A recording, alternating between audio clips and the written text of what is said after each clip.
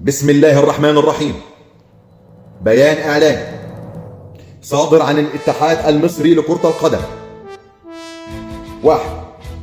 يتقدم الاتحاد المصري لكرة القدم بالاعتذار إلى الجماهير المصرية العظيمة ما عدا جمهور النادي الأهلي، ونود أن نوضح لسيادتكم إن هذا الدوري ما هو إلا عمل ساخر وهزلي وغير حقيقي وغير موضوعي وغير محايد ومش موجود على الخريطة أصلا.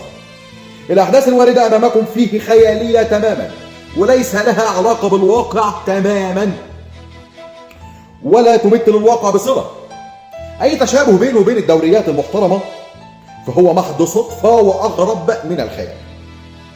والسلام عليكم ورحمة الله وبركاته، والله على ما أقول شهيد. الاتحاد المصري لكرة القدم.